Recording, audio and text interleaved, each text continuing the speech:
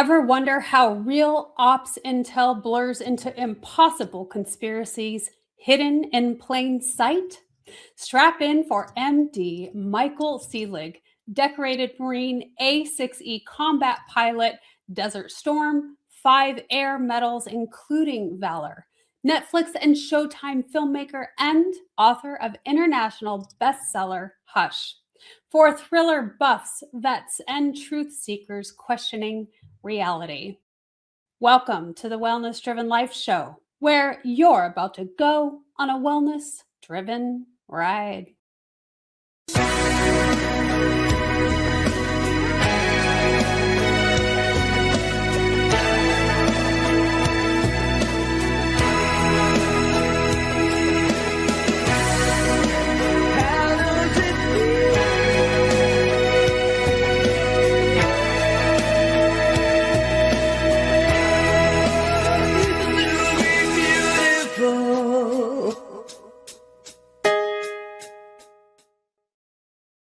From 43 Gulf War missions to writing and directing Southern Justice on Netflix, Selig exposes alien manipulation, deep state deceit, mind control psychology, and Roswell cover-ups through fiction rooted in history. An off-grid dad and musician decoding disclosures, timelines, and narrative psyops. I am so pleased to help welcome to our stage MD Selig. Welcome to the show. Hi, April. It's an honor to be here. Well, I'm so excited for our conversation because you really bring in so many fabulous, fun truths to the audience and to everyone that reads your content, watches your shows. So this is going to be a fun conversation. Can you start by sharing a little bit more about yourself outside of that incredible biography so we can get to know you more? Sure. So kind of the way I got to writing Hush, I'll give you a very short history, is I got out of college, the University of Arkansas, with a history degree, went right into flying for the Marines, which is Navy flight training. It's what you go through when you're going to be a pilot for the Marines. And then, so that led to me being selected for jets, subsequently the A6 Intruder, which is an all-weather attack jet. Right after that, my gun squadron was sent overseas from North Carolina to Operation Desert Storm. That conflict started in January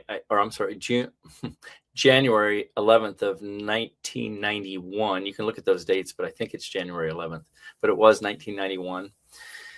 And this is, again, leading to how I ended up writing about covert events and Hush.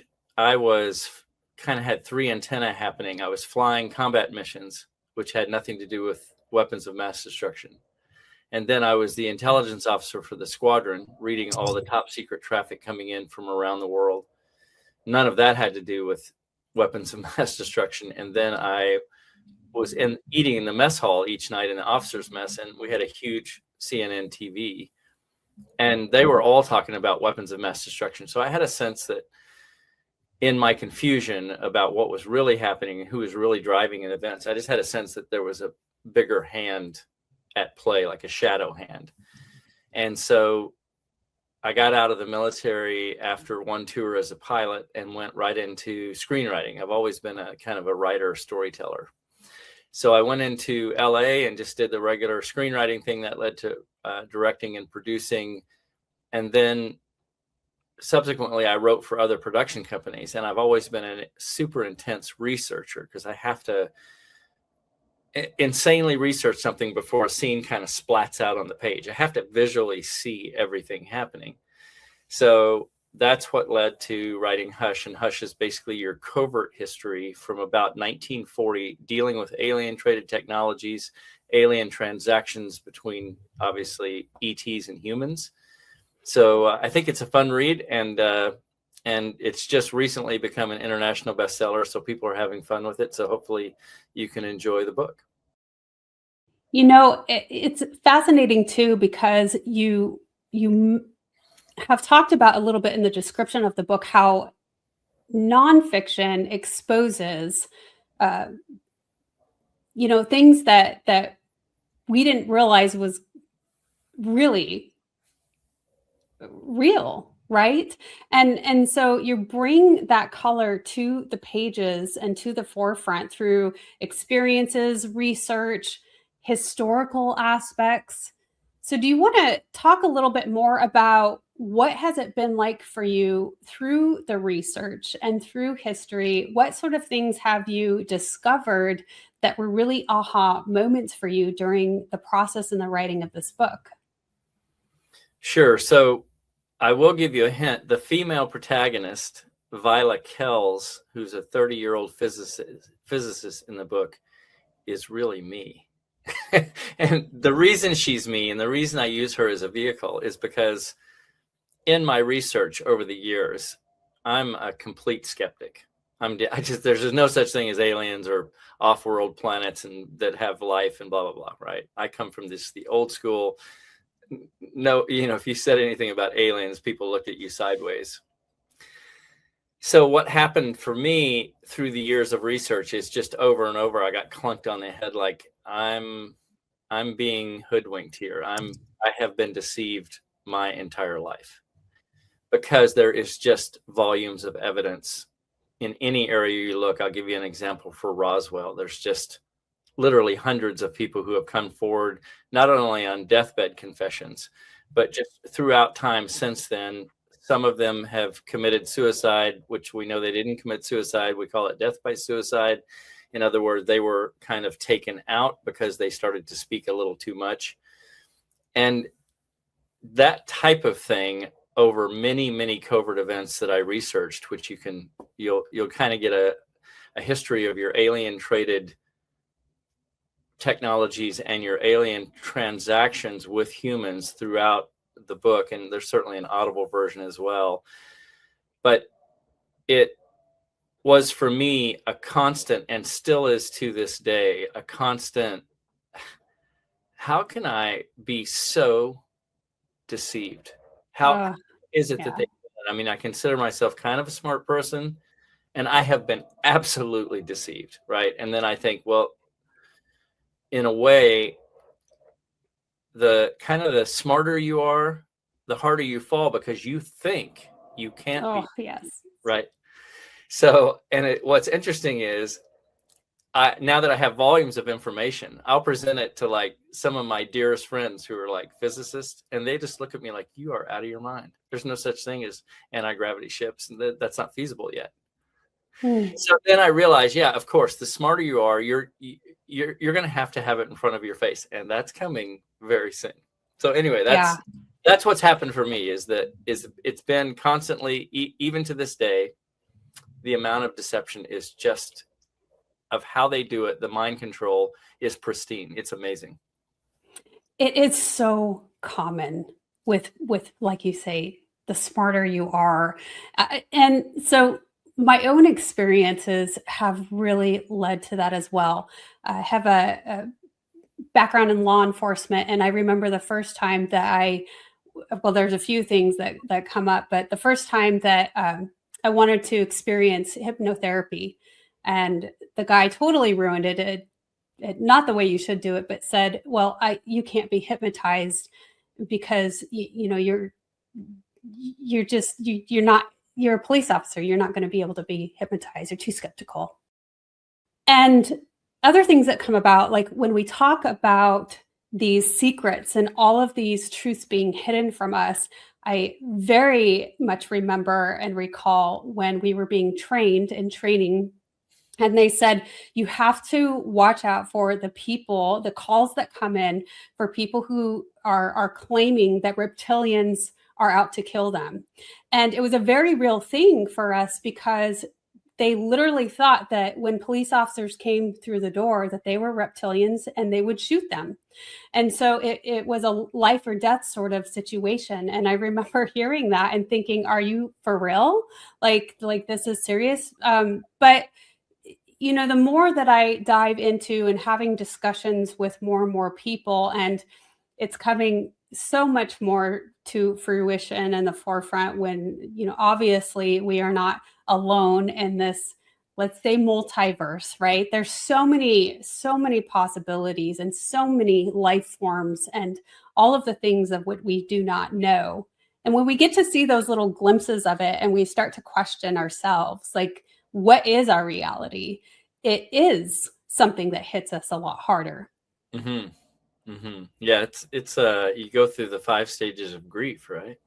Yes, absolutely. Identity crisis.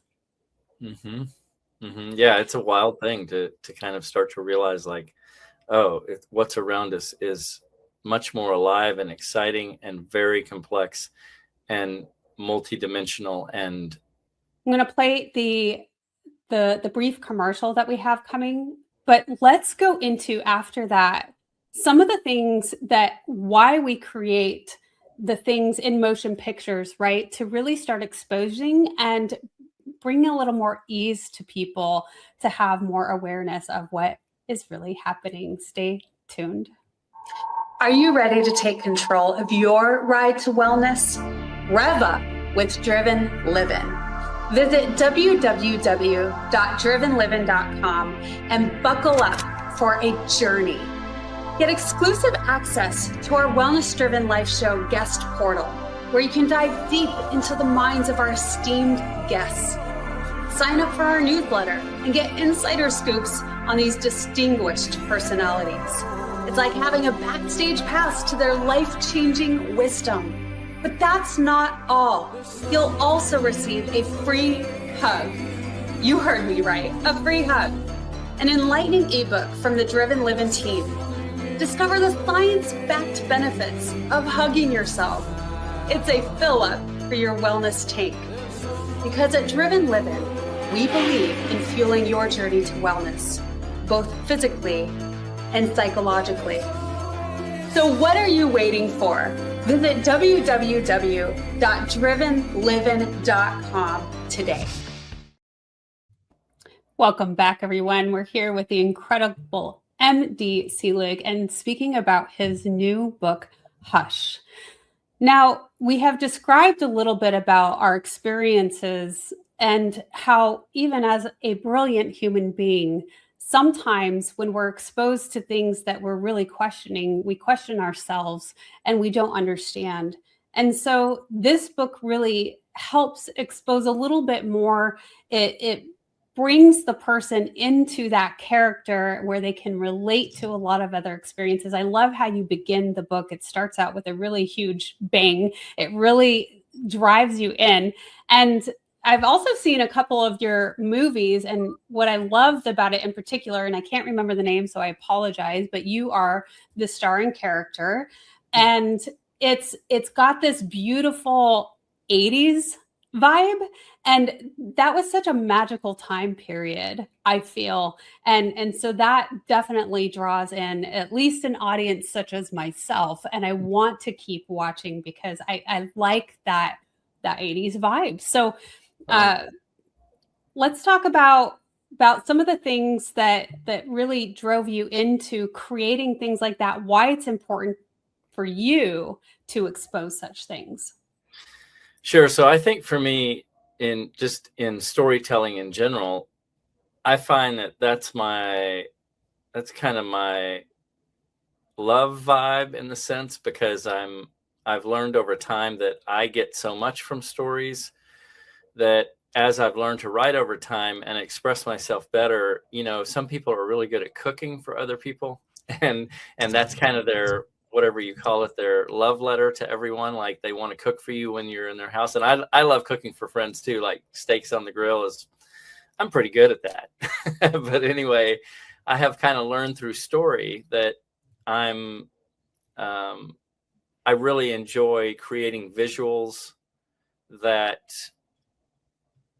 me throughout the entire story, and that there is obviously turmoil and the roller coaster of regular life, hopefully, in my stories, and then by the end there's a resolution that you can walk away from and have thoughts that are hopefully productive, but also like, oh my God, that was a ride. So that's kind of my goal, is to allow people to feel maybe emotions around characters and stuff that even though they're fictional characters, they'll have a sense of their own life in there. And that's where it all comes from for me, is really just storytelling. And that's how I share with our community, with humanity, is trying to up the ante on my craft so that people really get to escape for their week. I think that when you've had experiences in life that are extreme, they really are a ride, right? Mm-hmm. Like, being in those extreme conditions, war, first responders, all of those things really make you feel life at this really high vibration and frequency. Mm-hmm. And when you have those experiences and you want to bring that and show that to others, like this is living. And so you bringing that to the page and to the screen is your gift. And I think that is such a beautiful thing, to really help others live life to their fullest, to really experience those vibrations and fall in love with the experience of life, right? Right. Yeah, exactly. Very cool. At one point off camera, we were talking a little bit about some of the places on the earth. And I know that in your writings and in the screens, you bring all of the fun things that we're all curious about, right? Aliens, deep state secrets, and ley lines, and just certain points and things in our world that are also connected to other worlds. Can you share a little bit about the experiences that you have had in regards to that? Right. So I think the overall thing that comes to mind for me with that question, and it's a great question, is humans are just now stepping into who we are, which is multidimensional beings. That has a lot to do with why the malevolent aliens are here and were here before we arrived on the planet, was to control us and to keep us under wraps before we explode into what we're doing now, which is stepping into ourselves as love. And to your question of, what sense about the different ways you can go, I am hyper aware now that we're so driven to, excel and succeed and do something and be physically out in the world and clean your room and this and all, and, do your work and blah, blah, blah. But what I'm understanding now more so is that if you go inside, if you get quiet for 5 minutes a day, you're not just doing self-care, opening your big heart and looking at the orchard that's inside there and getting sustenance from that and finding that contentment that's like nothing else, because you're experiencing yourself as you were before you arrived in this avatar. You're experiencing yourself as just love, which is what we all are, which is what you'll be when the avatar dies. But the power of what you're doing in that 5 minutes up to however long you stay in that window of beauty is absolutely affecting the multiverse. It's that amount of power is what humans bring when they step into their superpower, which is their heart, not the head. And it's been a big journey for me to switch the two, to realize I need to step forward with my heart, let my head be the decoder of what's coming here, because this thing that we all have knows everything. It is absolutely the knowledge center of the universe. You're kind of a fractal of love, as we all are. And yet the amount of information that you've ever wanted, all your answers are already here. It's kind of like they say that, the kingdom of heaven or the queendom of heaven is inside. And I have been experiencing that for the last 5 years or so, just getting quiet, not here, not trying to quiet this, because that doesn't really work, but opening my heart, kind of what Rumi says, go into the orchard of your heart. And that's where you find that you're never so content. So I encourage everyone to understand that when you do that, I will put money on it. It's more effective than working at a blood bank or working, handing out food baskets. Not that those aren't absolutely important. I'm just saying this affects everything. And so that's how powerful we are as humans. And it's coming very quickly here. Oh, it certainly is. There's so many people such as yourself and the Wellness Driven Life Show. I talk about it so frequently. I love to bring in that spiritual aspects of ourselves and why and how the people who are doing great things are experiencing that or have gotten to that or have at least a very basic understanding that is exactly what brings us to these higher levels, our higher selves, the state of being, the connection to source, whatever you want to call it. But, the Heart Math Institute has done an extraordinary amount of work on that. And there's just so many leaders that are really bringing the science of it to the forefront. And I greatly appreciate that. You through your writings and everything else that you talk about. Mm-hmm. Are there certain times or places that help connection to that? Have you discovered or have you researched any of that? I just find that if you do the procedures, because we all get by on procedures, we all know that we need to shut our door and put our seatbelt on.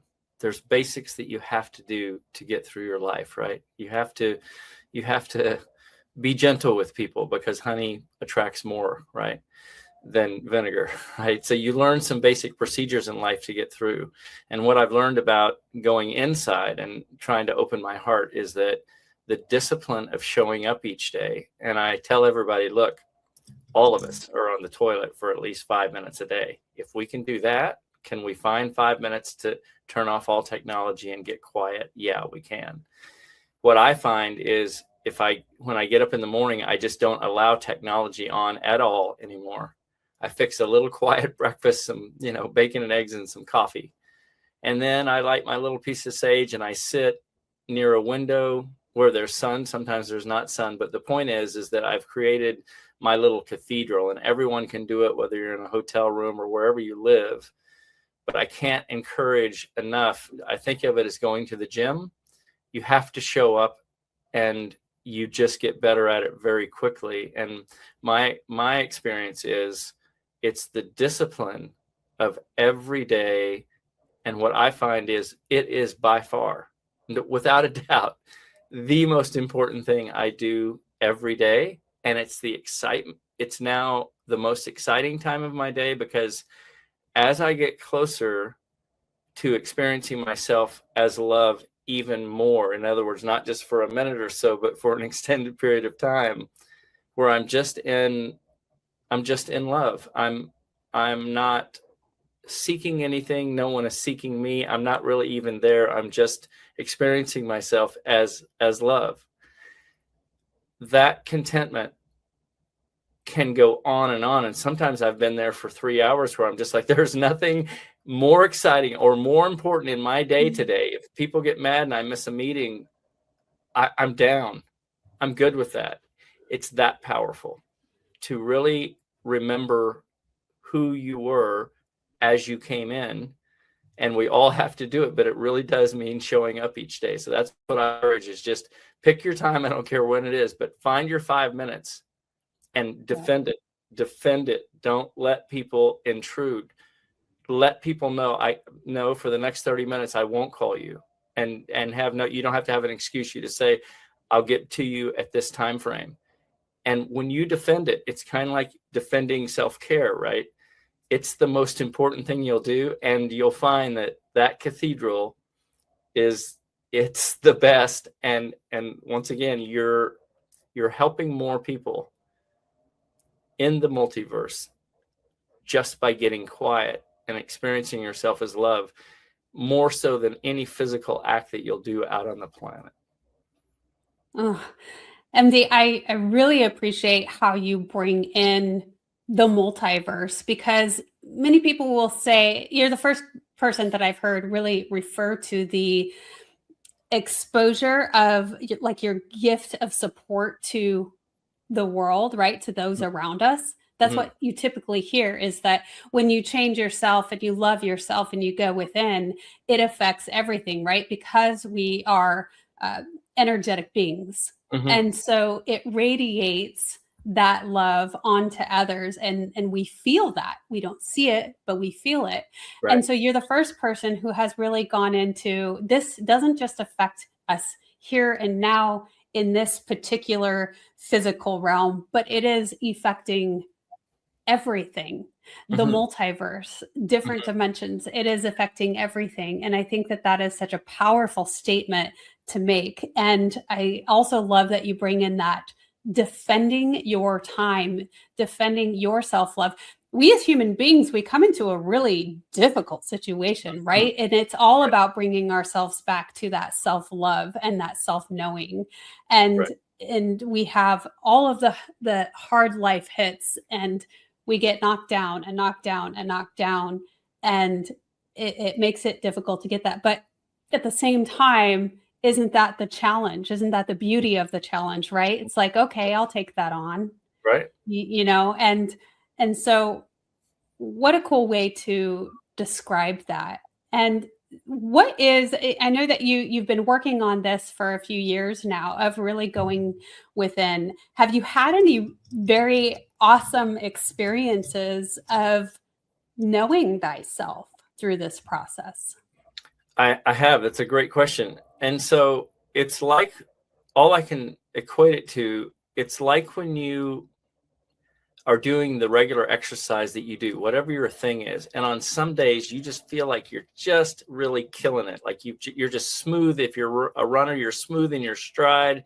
Your breath is free and easy. But when you're in your quiet space, and I'm just giving you my experience, as you come closer to you as the center of consciousness, in other words, you're opening your heart, and it gets so quiet that you're in that space where you're like no longer realizing that your body is there. There's no head, no feet, no anything. You're in such a quiet beauty that you then absolutely have the sense. I kind of feel it now. It's weird. This is how it changes as you do it more, because it comes quicker, is that you sense,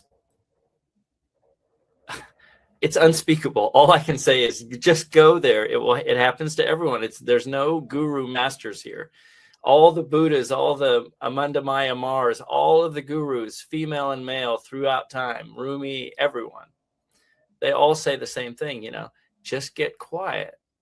Yeah. Here, not up here. Just get quiet. Open your orchard and continue to go there and watch what happens. And what happens is not, you'll quickly find, is not watching. You're in a space of yourself that's untouchable. It's your everything, your love. And it seems woo-woo. I'm telling you, it's the bomb. And when you're in that space, when you connect with other humans in that space, we as a multi-dimensional group, we're literally unstoppable. And that's the reason some of this really rough stuff has been happening, which I cover in the book, and I won't go into it because it's a very evolved story. But if you get through Hush, you'll have a very good idea of the evolution of how the malevolent aliens have come here literally to control us because of what we're becoming right now. Ooh, that gives me chills. So exactly, it's tapping into our superpowers, and when we do it together, whoa. Is it just, that's where the miracles take place, or what we describe as miraculous, because we're so incredibly powerful. And again, going into, we're showcasing this with science now, and it's very, very cool time period. So you bring this to the audience with your book, and you give them kind of a beautiful picture that's exciting, and a better understanding of what is happening and how they can too contribute and tap into their superhuman powers. And I really appreciate having you as a guest. MD. It has It's been an been honor. truly a pleasure. And how can people best find you, support you? What are you most excited about doing next? Sure. So you put up the mdselig.com. They can certainly go there and find the links to find the books on Amazon. The Audible's there. I read the Audible, which is fun. I really had a great time with that, and you'll get to hear me do some voices from my acting side. But I would just say, as a final thing, you know, what's coming this year is very exciting. I think you're actually going to be welcomed into the galactic community. I think you're going to have a serious contact event. There's nothing to fear. Once again, you know, step out from your heart, start leading from your heart, and the events that are occurring won't throw you. You'll understand what's good for you and what's right. And it's an exciting time ahead for all of us. I think coming from anyone, you know, your message is more impactful. You're a man. You have this incredible macho background, if I could use that. You know, you're a badass. And because you're a badass and you're someone who is really letting everyone know that, hey, I found this out and it's super powerful, Right. You really need to join in on this because there's nothing like it. And you might as well experience it right now in this lifetime and really evolve with humanity. And that's super cool. Again, I appreciate you. I'm going to go over how to find you one more time. For those of you watching, we've had it again displayed on the screen, mdselig.com. And for those of you listening in, that's what it is, mdselig.com.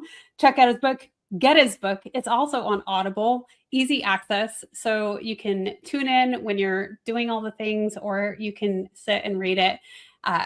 You know, so be sure to check that out. It's going to be a great ride. And thank you so much again for being on the show. Thanks, and thank April. you to, absolutely. Thank you to our audience, because without you, the show wouldn't be possible. So goodbye for now, and we will see you next time.